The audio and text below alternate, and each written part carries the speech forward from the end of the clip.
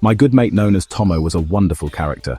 Good with his hands, mechanical stuff, welding, and above all, he brought me back from the road of no return. He taught me an excellent trade where I enjoy my job and earn good money. But back to the story, at the time he would turn his hand to almost anything in the odd job line that came his way, and plenty of work did. He worked mostly outside of towns and cities, and lived in a rural type area. He became a well-regarded local roundabout, and was very content. Until the day he died in a Canterbury hospice from cancer, he wasn't fazed by anyone with high and mighty pretensions. And I've seen this with my own eyes, where he said to our joint site agent one day, "I didn't know you were bilingual." "What do you mean?" "You talk bollocks as well," said Tommo, and that's how he was. On to the story where he was driving an older but loved pickup truck past a well-known golf club, and misfortune struck.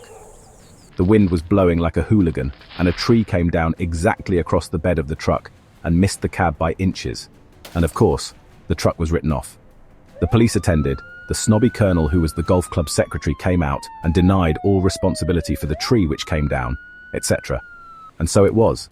The pickup was written off completely, with the insurance company calling it an act of God, and so no liability, hence no payout.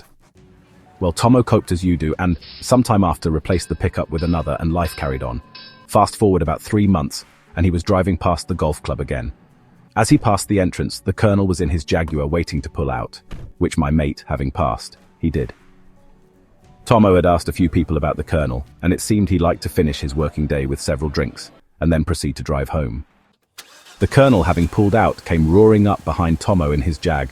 At that point, Tommo hit the brakes hard, like dropping a boat anchor, and the Jag smashed into the rear of the pickup, glass and metal all over the road, etc.